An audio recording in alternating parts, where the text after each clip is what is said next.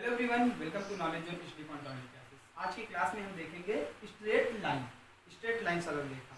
और straight line में हम आज देखेंगे नॉर्मल फॉर्म। क्या देखेंगे? नॉर्मल फॉर्म, लंब रूप।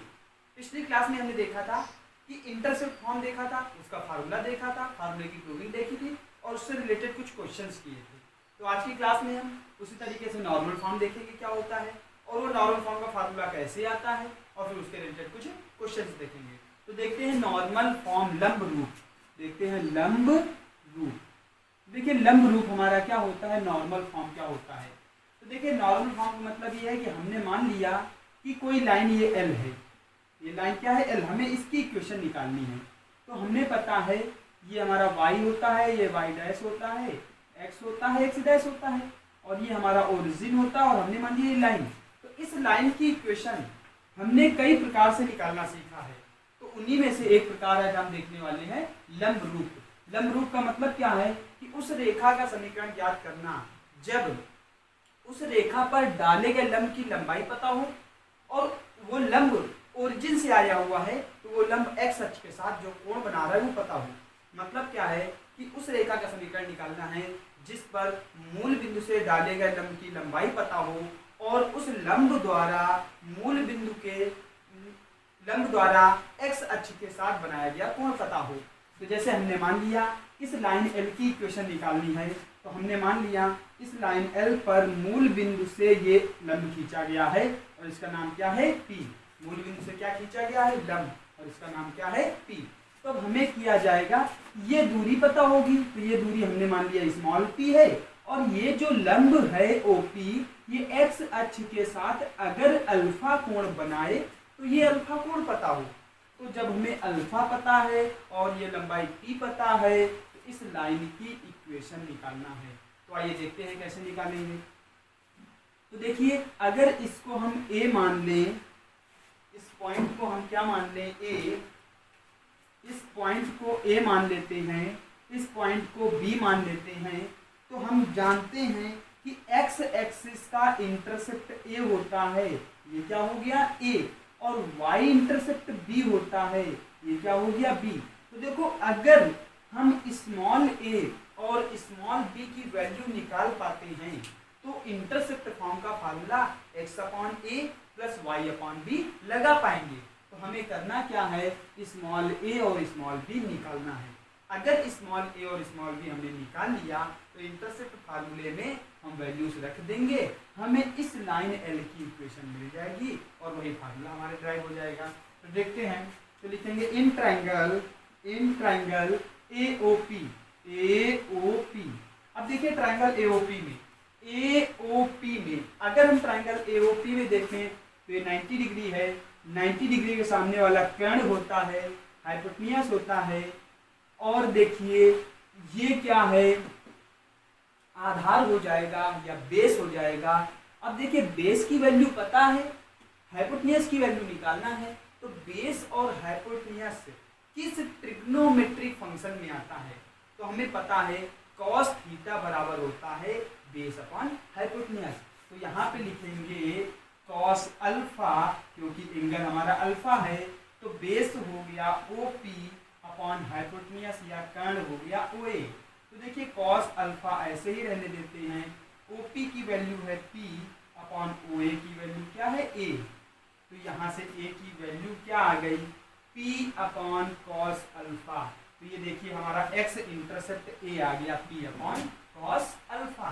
अब देखिए इसी तरह अगर हम B की वैल्यू और निकाल पाए तो इस ट्राइंगल POB में देखिए तो लिखेंगे इन ट्राइंगल POB में ध्यान से समझिए ये 90 है तो ये वाला भी 90 होगा और 90 के सामने क्या होगा, हाइपोटेन्यूस होगा और इस एंगल के लिए ये एंगल पूरा 90 डिग्री का एंगल है, इतना अल्फा है तो ये वाला एंगल हमारा 90 माइनस अल्फा हो जाएगा। तो इतना एंगल लिख लिया हमने POB। तो हम लिख सकते हैं angle POB is equal to 90 minus alpha. तो जो एंगल हमारा POB है ये हमारा क्या होगा, 90 माइनस अल्फा होगा। और इस एंगल के लिए हमें बेस पता है, हाइपोटेन्यूज निकालना है तो फिर से फार्मूला कॉस, तो कॉस 90 माइनस अल्फा बराबर base OP upon perpendicular sorry hypotenuse OB. अब देखिए कॉस 90 माइनस अल्फा क्या होता है, साइन अल्फा होता है। Cos 90 minus theta is equal to sine theta, ये हो गया sine alpha is equal to OP, OP की वैल्यू क्या है स्मॉल पी, ओबी की वैल्यू क्या है स्मॉल बी। तो हम यहाँ से अगर स्मॉल बी की वैल्यू निकालना चाहें तो पी अपॉन साइन अल्फा हो गई, क्या हो गई पी अपॉन साइन अल्फा। तो देखिए स्मॉल बी पता चल गया हमें। अब स्मॉल ए और स्मॉल बी पता चल गया और हम पिछले वीडियो में या पिछली क्लास में ये तो पढ़ ही चुके हैं कि इंटरसेप्ट फॉर्म क्या होता है। तो इंटरसेप्ट फॉर्म होता है x upon A plus Y upon B is equal to 1। तो इस इक्वेशन में a और b की वैल्यू पुट करिए तो x अपॉन ए की वैल्यू है p upon cos alpha plus y upon b की वैल्यू है p upon sine alpha is equal to 1। तो देखिए कॉस अल्फा मल्टीप्लाई में जाएगा तो x cos alpha upon p plus y sine alpha upon p is equal to 1। और अगर हम यहाँ से p एलसीएम ले ले तो इक्वेशन आ गई x cos alpha plus y sine alpha is equal to p। तो यही हमारी इक्वेशन है नॉर्मल फॉर्म की। This is the equation of normal form. ये हमारी किसकी इक्वेशन है, नॉर्मल फॉर्म मतलब लंब रूप। तो अगर आपसे कोई पूछे लंब रूप का समीकरण क्या होता है तो आप बताओगे x cos alpha plus y sin अल्फा बराबर p। ये हमारा लंब रूप का समीकरण होता है जहाँ p क्या होता है, ओरिजिन से खींची गई परपेंडिकुलर मूल बिंदु से डाले गए लंब की लंबाई, और अल्फा क्या होता है, x एक्सिस के साथ बनाया गया कोण। अल्फा हमारा x एक्सिस के साथ बनाया गया कोण होता है। तो ये हमने देखा कि लंब रूप का फार्मूला क्या होता है और ये कैसे डिराइव होता है। अब हम देखेंगे इस लंब रूप से रिलेटेड कुछ क्वेश्चंस। तो आइए देखते हैं क्वेश्चंस क्या होते हैं लंब रूप के। तो ये समझ में आ गया होगा। तो अब हम कुछ क्वेश्चंस करेंगे।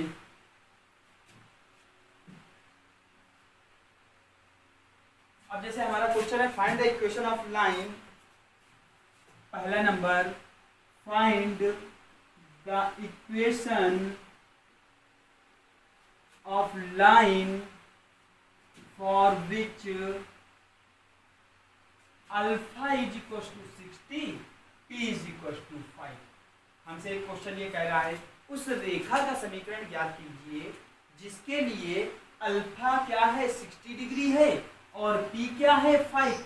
तो अल्फा 60 डिग्री, इसका मतलब ये हुआ कि जो अल्फा है ओरिजिन से खींचे गए परपेंडिकुलर का x एक्सिस के साथ बनाया हुआ कोण है। तो मतलब x अक्ष के साथ बना हुआ कोण 60 अंश दिया गया किसका, लंब का। और मूल बिंदु से डाले गए लंब की जो लंबाई है वो हमारी कितनी है, 5 है। तो हमें क्या करना है, इक्वेशन निकालनी है। तो अब देखिए लंब की लंबाई और लंब का x अक्ष के साथ बनाया हुआ कोण दे दिया गया तो हम तुरंत समझ जाएंगे कि यहाँ पर लंब रूप का फार्मूला लगेगा। तो लिखेंगे we know that equation of normal form, लंब रूप का समीकरण होता है x cos alpha plus y sin अल्फा बराबर p। लंब रूप का समीकरण हमारा क्या होता है, x cos alpha plus y sin अल्फा बराबर p। ये हमारा लंब रूप का समीकरण हो गया। अब यहाँ पर हम सारी वैल्यूज पुट कर देंगे तो आंसर क्या लिखेंगे, x cos 60 क्योंकि अल्फा की वैल्यू 60 है plus y sin 60 is equal to 5 क्योंकि p की वैल्यू कितनी दी है 5। अब देखिए cos 60 की वैल्यू 1/2 होती है, sin 60 की वैल्यू √3/2 होती है इज इक्वल टू 5। तो हमारा एलसीएम हो गया x प्लस √3y अपॉन 2 बराबर 5। x प्लस √3y बराबर 10, या फिर लिख सकते हैं x plus √3y minus 10 is equal to 0। तो ये हमारा लंब रूप का समीकरण है, equation of a line in normal form x plus √3y minus 10 is equal to 0। अब देखिए इसी इक्वेशन से अगर हमसे स्लोप निकालने के लिए कहे तो हम स्लोप भी निकाल सकते हैं। इस रेखा की स्लोप क्या होगी? स्लोप होती है माइनस एक्स का गुणांक अपॉन वाई का गुणांक। Slope of a line is minus coefficient of X upon coefficient of Y. तो स्लोप हो जाएगी, स्लोप या प्रवणता हम बोले माइनस एक्स का गुणांक या minus coefficient of X upon Y का गुणांक। ये तो फार्मूला होता है। अब यहाँ से लगा दीजिए m बराबर माइनस एक्स का गुणांक, तो x का गुणांक है 1, यहाँ लगाना है माइनस, तो माइनस 1 अपॉन वाई का गुणांक है √3, तो 1/√3। तो इस लाइन की प्रवणता या स्लोप हो गई m बराबर -1 अपॉन √3। तो ये हमारा नॉर्मल फॉर्म का बेसिक सा क्वेश्चन था, सिंपल सा क्वेश्चन था कि जब तुमसे डायरेक्ट अल्फा और पी की वैल्यू दी गई हो तो किस तरीके से क्वेश्चन को हमें सॉल्व करना है। तो ये हमारा क्वेश्चन नंबर फर्स्ट था। अब देखते हैं क्वेश्चन नंबर सेकंड। देखिए हमारा क्वेश्चन नंबर सेकंड क्या कह रहा है। लंब रूप के बाद अब हम इसी फार्मूले पे बेस्ड जितने भी क्वेश्चंस करेंगे सारे इसी फार्मूले पे बेस्ड होंगे। तो हमारा सेकंड क्वेश्चन है, हमसे कह रहा है question find the value of, second number question है find the value of theta and P if the equation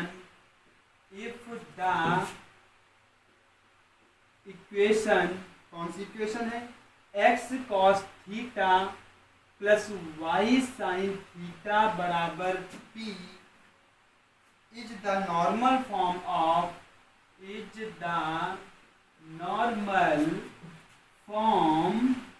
of what √3x plus y प्लस 2 इज इक्वल टू 0।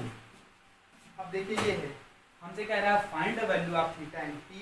थीटा और पी का मान ज्ञात करो यदि समीकरण x cos theta plus y sin theta बराबर p इस समीकरण का लंब रूप है। मतलब क्या है, इस रेखा का अगर हम लंब रूप निकालें तो ये आना चाहिए। तो हम क्या करें, इसको नॉर्मल फॉर्म में बदल लेते हैं और जो भी इक्वेशन आएगी इससे कंपेयर कर देंगे तो थीटा और पी की वैल्यू मिल जाएगी। बात क्लियर है। तो देखिए ध्यान से कि किसी भी इक्वेशन को नॉर्मल फॉर्म में कैसे बदलते हैं। इसके पहले वाले क्वेश्चन में अभी हमने सीखा था कि इक्वेशन कैसे निकालते हैं नॉर्मल फॉर्म की। अब हम सीखने जा रहे हैं कि अगर कोई इक्वेशन अपने general form ax plus by plus c के रूप में दी गई है तो हम किस तरीके से उस इक्वेशन को नॉर्मल फॉर्म में बदल सकते हैं। तो देखिए इक्वेशन हमारे पास है नॉर्मल फॉर्म में, जिसको बदलना है √3x plus Y plus 2 is equal to 0। अब देखिए क्या करना है, नॉर्मल फॉर्म में इक्वेशन को बदलने के लिए x और y के कोफिशिएंट्स, x और y के कोफिशिएंट्स को पता कर लेते हैं। तो x का कोफिशिएंट कितना है √3, उसका स्क्वायर करते हैं। y के कोफिशिएंट का स्क्वायर करते हैं तो y का कोफिशिएंट कितना है 1, तो इसका स्क्वायर करते हैं। दोनों कोफिशिएंट का स्क्वायर करके जोड़ देते हैं और जो रिजल्ट मिलता है उसका स्क्वायर रूट निकाल लेते हैं। तो √3x का में x का कोफिशिएंट था √3, y में y का कोफिशिएंट है 1, तो √3 का स्क्वायर प्लस 1 का स्क्वायर, तो √3 का स्क्वायर 3 और 1 का स्क्वायर 1, 3 और 1 4, 4 का स्क्वायर रूट कितना होता है 2, 4 का स्क्वायर रूट कितना होता है 2। तो यहाँ पे देखिए हमारी वैल्यू कितनी आ गई 2। तो ये जो 2 आया है, अब इस 2 का हम दोनों ओर डिवाइड कर देंगे। क्या कर देंगे, डिवाइड। तो देखिए √3x by 2 plus y upon 2 plus 2/2 is equal to 0। ये लिखा जा सकता है क्योंकि 0 में जब हम 2 का डिवाइड करेंगे तो हमारा 0 ही मिलेगा। तो हम चाहें तो 0/2 लिख लें या डायरेक्ट हम 2 भी लिख सकते, 0 भी लिख सकते हैं। अब एक बात समझिए, √3/2 into X, √3/2 into X plus 1/2 into Y बराबर -1 लिखा जा सकता है कि नहीं।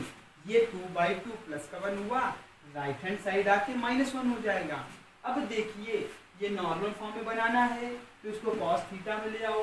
तो अब हम चेक करेंगे क्या कि इस इक्वेशन में √3/2x का कॉफिशिएंट है, तो cos थीटा में कौन सा ऐसा एंगल थीटा है जो √3/2 को सेटिस्फाई करेगा। ये सिंपल वर्ड्स में बोले तो cos में कौन सा ऐसा एंगल है जिसकी वैल्यू √3/2 होती है। तो हमें पता है cos 30 की वैल्यू √3/2 होती है। यहाँ लिख सकते हैं x cos 30 plus y sin 30, क्यों? क्योंकि sin 30 की वैल्यू 1/2 होती है बराबर -1। अब ये देखिए हमारा नॉर्मल फॉर्म बन गया। अब इसकी कंपेयरिंग हम कर देंगे x cos theta plus y sin theta बराबर -1 से, सॉरी p से कर देंगे कंपेयरिंग। तो जब कंपेयरिंग करेंगे तो cos थीटा का मान आएगा cos 30, cos theta is equal to cos 30, और हम बोले sin theta equal to sin 30, और p की वैल्यू आ गई -1। तो हम कह सकते हैं थीटा की वैल्यू 30 डिग्री, p की वैल्यू -1। ये हमारे थीटा और p की वैल्यू आ गई। बात समझ में आ गई किस तरीके से अल्फा और p की वैल्यू। तो हमने देखा किस प्रकार से थीटा और p की वैल्यू निकाल सकते हैं जब ये इक्वेशन का normal form x cos theta plus y sin theta बराबर p था। तो अब हम देखते हैं इसके बाद नेक्स्ट क्वेश्चन। तो देखिए क्वेश्चन नंबर 3 हमारा क्या है, कह रहा है find the equation of line, find the equation of line, find the equation of line in which length of perpendicular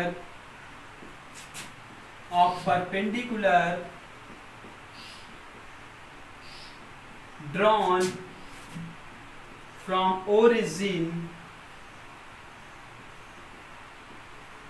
is 2 and slope of that origin,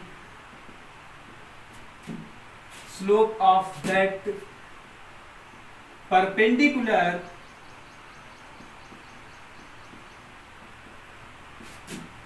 is 2, sorry is 5/12। तो देखिए ये हमारा क्वेश्चन नेक्स्ट क्या कह रहा है, ध्यान से समझते हैं। हमारा अगला क्वेश्चन कह रहा है कि find the equation of line, उस रेखा का समीकरण ज्ञात करो जिस पर मूल बिंदु से डाले गए लंब की लंबाई 2 है और जिसके लंब की प्रवणता 5/12 है, जिसके लंब की प्रवणता दे रखा है 5/12। तो देखिए इस क्वेश्चन को कैसे करेंगे।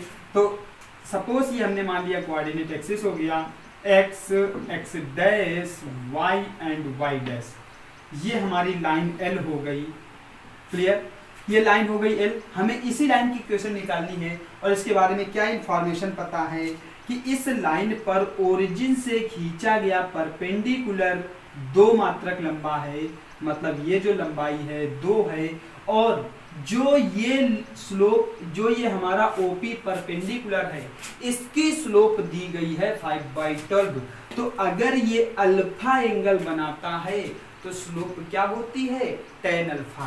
तो हमसे बोल रखा है tan अल्फा बराबर कितना, 5/12, और p की वैल्यू कितनी दे रखी है 2, और हमें इस लाइन की इक्वेशन निकालनी है। तो लिखेंगे वी नो दैट, हम जानते हैं कि equation in the normal form, लंब रूप में समीकरण होता है x cos alpha plus y sin alpha is equal to p। तो लंब रूप में समीकरण क्या होता है, x cos alpha plus y sin अल्फा बराबर p। लेकिन हमें यहाँ पर tan अल्फा की वैल्यू पता है, p की वैल्यू पता है, लेकिन sin और cos की नहीं पता है। देखिए sin और cos की वैल्यू निकालने के हमारे पास 2 तरीके हैं। तो पहला तरीका तो आप लोग सभी जानते हैं, ट्राइंगल मेथड। तो सपोज हमने ये ट्राइंगल बना लिया, ABC राइट ट्राइंगल होगा, इसमें ये अल्फा है, तो tan alpha is equal to 5/12 है। तो tan अल्फा बराबर होता है परपेंडिकुलर अपॉन बेस, लंब बटे आधार। तो लंब हो गया हमारा 5, आधार हो गया 12। तो लिखेंगे in triangle A B C by Pythagoras theorem by PGT Pythagoras theorem. साइन पाइथागोरस थ्योरम से हमारा AC कितना निकल आएगा, आप चेक करिए, पाइथागोरस थ्योरम लगाएंगे तो AC आ जाएगा 13। तो हम इतना निकाल लेंगे। ट्राइंगल tan अल्फा बराबर क्या दिया है 5/12। एक राइट एंगल ट्राइंगल बनाएंगे जिसमें एक एंगल को अल्फा मान लिया, और इस एंगल अल्फा के लिए tan अल्फा बराबर क्या होता है परपेंडिकुलर अपॉन बेस, मतलब लंब बटे आधार। तो लंब हो जाएगा 5, आधार हो जाएगा 12। तो tan अल्फा क्या हो गया 5/12। तो पाइथागोरस थ्योरम लगाएंगे तो कर्ण या AC क्या निकल के आएगा 13।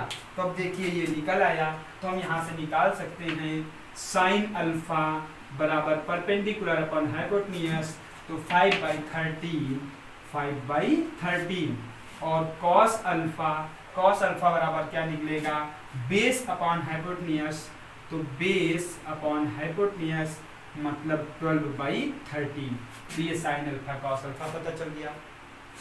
P की वैल्यू हमें पहले से ही पता है 2, तो जो इक्वेशन हो जाएगी x इंटू कॉस अल्फा की value 12/13 plus y into sine alpha की value 5/13 is equal to P की वैल्यू है 2।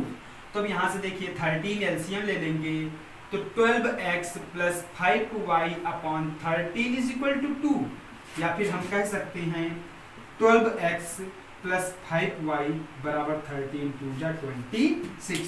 तो ये हमारी इक्वेशन आ गई। इसको हम ऐसे भी लिख सकते हैं 12x plus 5y minus 26 is equal to 0। तो ये हमारी इक्वेशन हो गई।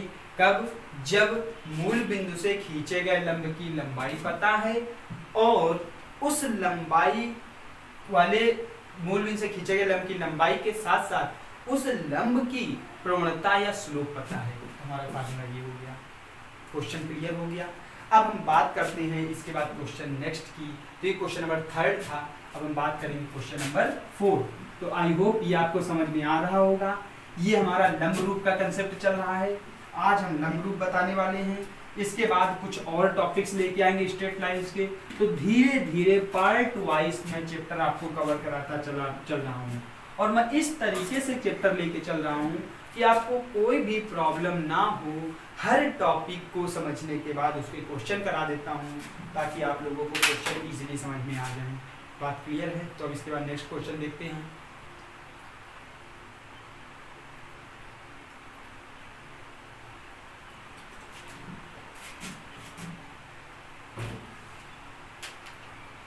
तो हमारा नेक्स्ट क्वेश्चन है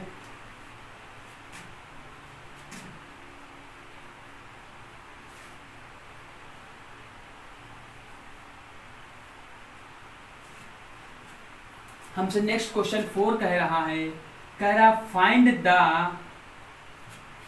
the equation of a line which makes a triangle having area which makes a triangle having area 96√3 with the axis and perpendicular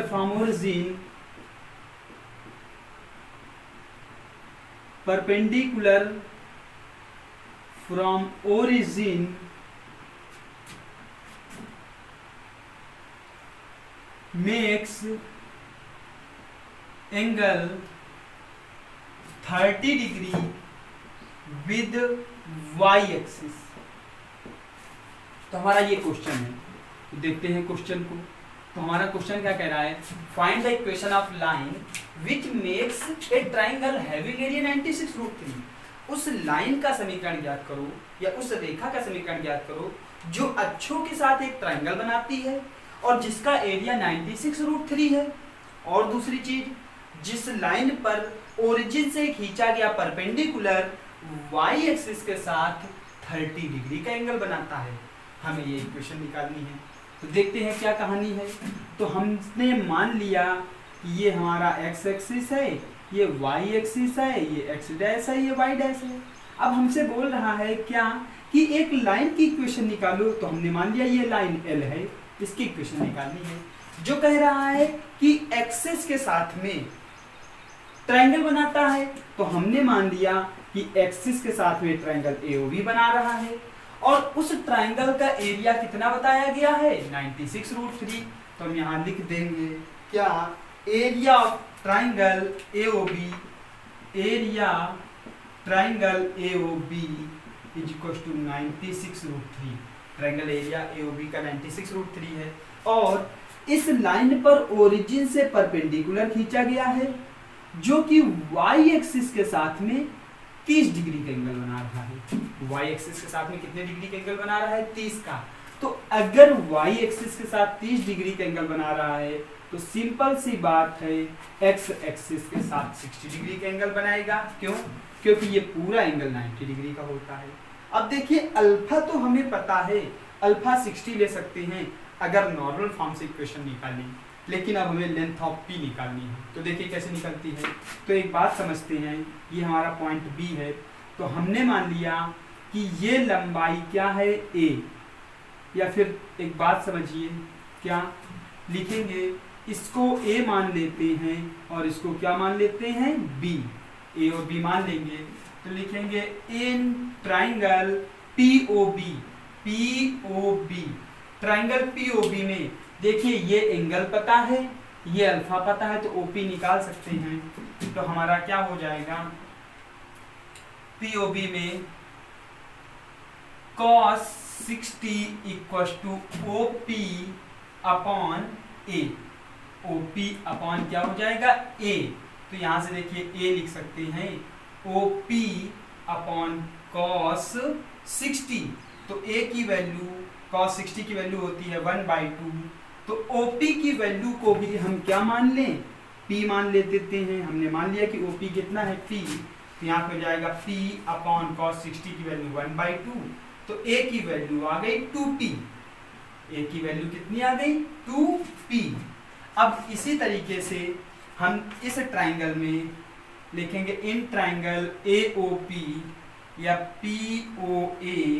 इस POA में देखिए cos 30 बराबर बेस अपॉन हाइपोटेन्यूज। तो यहाँ लिखेंगे cos 30 बराबर P upon B।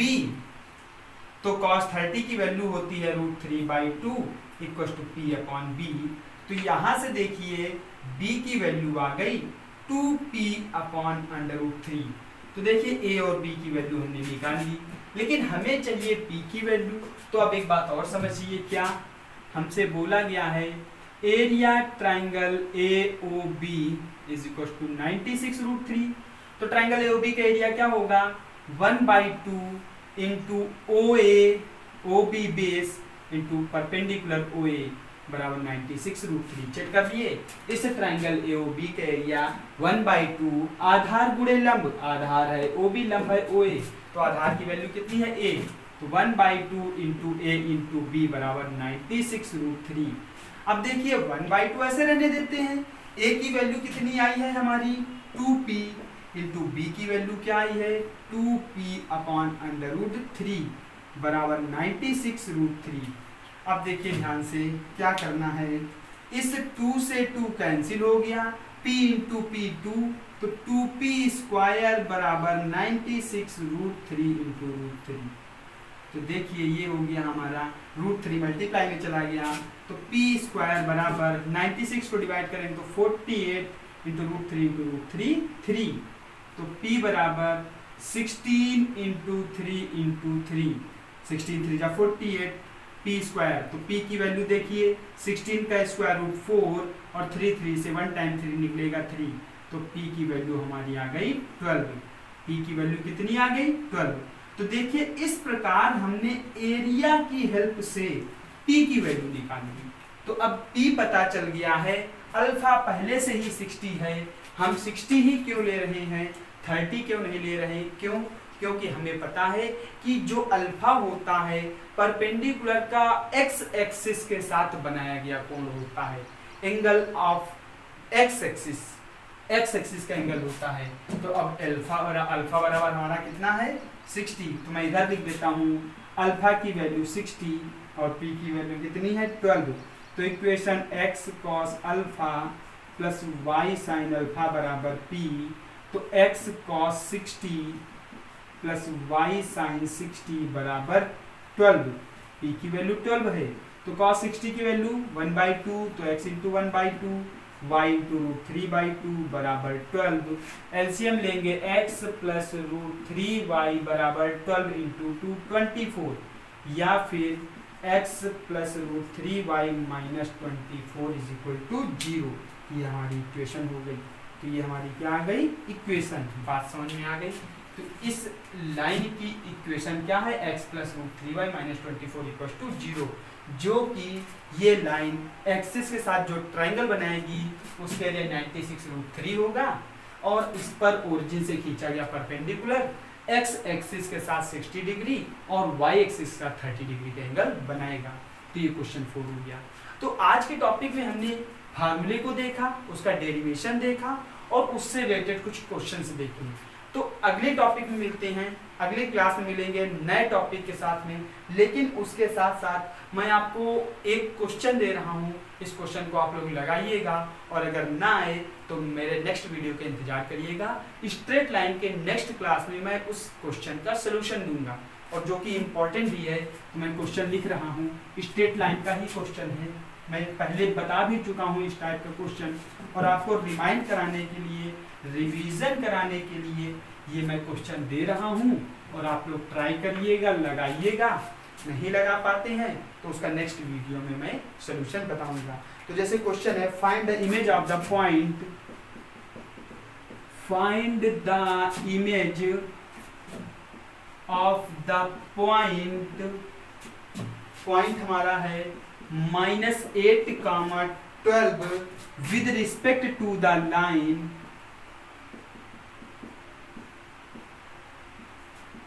with respect to the line 4x plus 7y plus 13 is equal to 0। तो ये क्वेश्चन आप लोग को करना है और अगर क्वेश्चन आ जाता है तो मुझे कमेंट में करके बताइए उसका आंसर। और अगर आपको बाय द वे नहीं आता है तो घबराने की कोई ज़रूरत नहीं है, मैं नेक्स्ट स्ट्रेट लाइन की क्लास में इसका सोल्यूशन पहले बताऊंगा, फिर मैं आगे क्वेश्चंस में बढ़ूंगा। तो क्वेश्चन मैं एक बार बता देता हूँ, इस पॉइंट की इस लाइन के रिस्पेक्ट में प्रतिबिंब निकालना है। क्या निकालना है? इमेज निकालना है। तो मिलते हैं नेक्स्ट वीडियो में। आप इसको अच्छे तरीके से पढ़िए, क्वेश्चन से सॉल्व करिए और लॉकडाउन का पूरा अच्छे तरीके से लाभ उठाइए। क्यों? क्योंकि हमें अपनी स्टडी को तो कंटिन्यू रखना ही है, बाकी जो क्वेश्चंस नहीं आते हैं उनको मैं नेक्स्ट वीडियो में क्लियर करूँगा। मिलते हैं नेक्स्ट वीडियो में। Thanks for watching.